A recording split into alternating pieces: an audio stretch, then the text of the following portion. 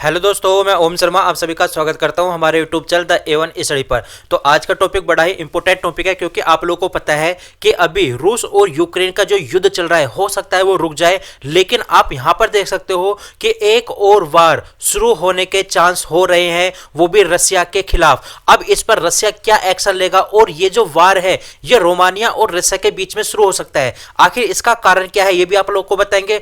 और ये जो प्लान बताया जा रहा है कि ट्रंप को चीट करने का, ये किससे संबंधित है, आखिरकार ऐसा क्या रीजन है कि ट्रंप को चीट करने की यहां पर बात निकल कर आ रही है। सारी अपडेट बताएंगे एक एक करके।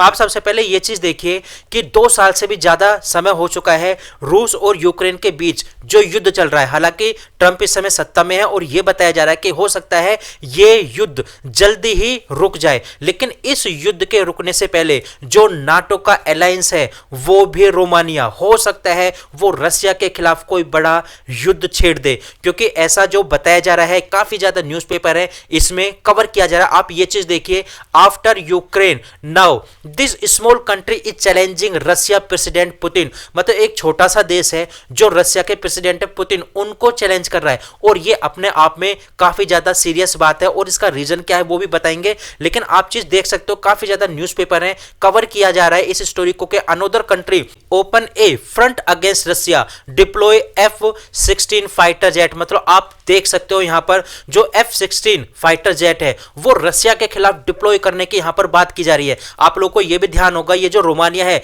ये नाटो का अलायंस मेंबर है। मतलब आप कह सकते हो यदि रोमानिया के साथ किसी प्रकार का युद्ध छिड़ता है तो जाहिर सी बात है नाटो निकलकर सामने आ जाएगा, और यदि यह युद्ध होता है और नाटो के साथ किसी प्रकार का विवाद होता है रसिया का, तो हो सकता है यहां पर वर्ल्ड वार छिड़ने की भी आशंका हो सके। क्योंकि जो रसिया के ड्रोन है वो कहां पर एंटर कर गए थे, वो रोमानिया की जो कंट्री है वहां पर एंटर कर जाते हैं। जब वहां पर एंटर कर जाते हैं 2022 में भी किए थे, जब 2022 में किए थे तो तब उस समय रसिया को चेताया था रोमानिया के द्वारा। उस समय इतनी टेंशन नहीं थी, लेकिन देखा जाए फिर से ये निकलकर सामने आ रही है बात। यदि इस स्टोरी को पूरी तरह से कवर करें तो दक्षिण पूर्वी जो यूरोपीय देश है रोमानिया और रूस के बीच तनातनी इस समय बड़ी तेजी के साथ बढ़ रही है।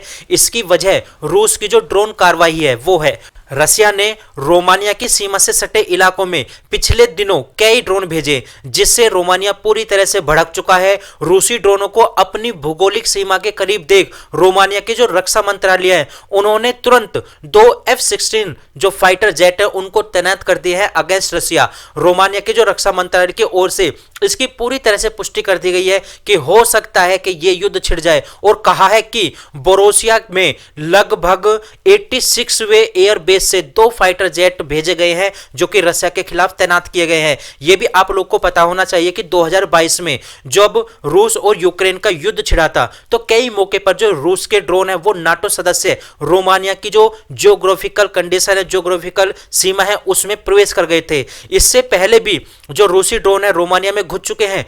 रोमानिया यूक्रेन के साथ 380 मील की सीमा साझा करता है। यूक्रेन के डैन्यूब नदी का जो पोर्ट है वहां पर पिछले दिनों रूस ने बड़े हमले किए। जब ये हमले किए जा रहे थे रोमानिया की सीमा के जो नजदीक है डैन्यूब, और वहीं पर पोर्ट है यूक्रेन का, जब ये हमले किए जा रहे थे तो कई बार रूस के ड्रोन रोमानिया के अंदर घुस जाते हैं डैन्यूब नदी पर हमले करने के दौरान। तो उसी के बीच रोमानिया जो है वो इस समय भड़क चुका है कि इस प्रकार की हरकत रसिया पहले भी कर चुका है और वो फिर से कर रहा है, जो कि देखा जाए पूरी तरह से इंटरनेशनल स्तर पर जो कानून होता है उसका उल्लंघन रसिया द्वारा कई बार किया गया है। और 23 दिसंबर को रोमानिया के द्वारा एक कानून बना दिया गया था कि रसिया यदि इस प्रकार की फिर से जरूरत करता है, इस प्रकार का उल्लंघन करता है तो उसके खिलाफ एक्शन लिया जाएगा। आप यदि इसको मैप के माध्यम से समझो तो यहां पर देख सकते हो ये है रसिया और ये है रोमानिया, और ये देख सकते हो यूक्रेन, ये सारा का सारा यूक्रेन है। आप देख सकते हो ये कीव है। हालांकि रसिया ने ये वाला जो इलाका है ये पूरी तरह से कब्जा लिया है, यूक्रेन का जो पूर्वी इलाका है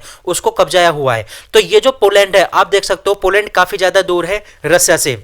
जब रसिया आता है जो डैन्यूब नदी है, जब उस पर अटैक करता है ड्रोन के माध्यम से तो ये इसकी सीमा में घुस जाते हैं रोमानिया की सीमा में, जिसको लेकर रसिया और यूक्रेन के बीच में तनातनी बनी हुई है। आपको ये भी पता होगा यदि नीचे की तरफ देखो तो नीचे की तरफ यहां पर क्या है, ब्लैक सी है। तो इन दोनों के बीच में जो युद्ध है वो देखा जाए हो सकता है। वहीं एक और बात निकलकर सामने आ रही है इनके बीच में, जो रोमानिया के पहले राष्ट्रपति पद के उम्मीदवार रह चुके हैं उन्होंने क्या बोल दिया है, और ये भी आप लोग को पता होना चाहिए, ये रशियन समर्थक है, मतलब रशिया को काफी ज्यादा सपोर्ट करते हैं। इन्होंने क्या बोला है कि रोमानिया को रूस की जीत के बाद यूक्रेन के कुछ हिस्से को पुनः प्राप्त कर लेना चाहिए। जिसके बाद क्या हुआ, कीव यानी यूक्रेन के अंदर और खुद बुखारेस्ट यानी रोमानिया के अंदर इसकी निंदा होने लगी। हालांकि देखा जाए इससे संबंधित जो भी मसला था वो इस समय पूरी तरह से शांत है, लेकिन दूसरी बात जो निकल के आई है वो काफी ज्यादा हैरान करने वाली बात है। वो क्या बात है,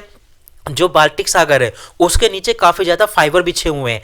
अब ये जो फाइबर बिछे हुए उसको काफी ज्यादा नुकसान हो गया, जिसके आधार पर, संदेह के आधार पर कुछ जो रूसी चालक है उनके साथ साथ जो नॉर्वे के जहाज है उनको गिरफ्तार कर लिया जाता है और उनके ऊपर पूछताछ की जाती है। जिसके बाद एक बात निकलकर सामने आती है, जो पुतिन के सहयोगी है उन्होंने ये बात कहा कि यहां पर ट्रंप को धोखा देने की योजना के संकेत मिले हैं। बाल्टिक सागर में केवल को नुकसान पहुंचाने के कारण रूसी चालक दल के साथ साथ नॉर्वे के जो जहाज है उनको हिरासत में लेने के बाद यह खुलासा निकलकर सामने आता है, वो भी पुतिन के सहयोगी के द्वारा ये बात बताई गई कि ट्रंप को धोखा देने के संकेत यहां पर मिल रहे हैं, जो कि अपने आप में बहुत बड़ी बात है। तो कुल मिलाकर देखा जाए रोमानिया और रूस के मध्य इस समय युद्ध छिड़ सकता है। देखा जाए यूक्रेन और रूस के मध्य पहले से चल रहा है, हालांकि यह बताया जा रहा है कि हो सकता है यह युद्ध अब शांत हो जाए क्योंकि ट्रंप ने दबाव बनाया। लेकिन यहां पर यह जो बात निकल के आ रही है ट्रंप को धोखा देने की, ये किस पर्पज में दिया जा रहा है ये अभी कहना मुश्किल है, अभी ये बात साफ नहीं हुई है। तो फिलहाल हमारे पास ये अपडेट थी, आप लोग कैसे लगी जरूर बताना, लाइक सब्सक्राइब करना बिल्कुल मत भूलना। Thank you.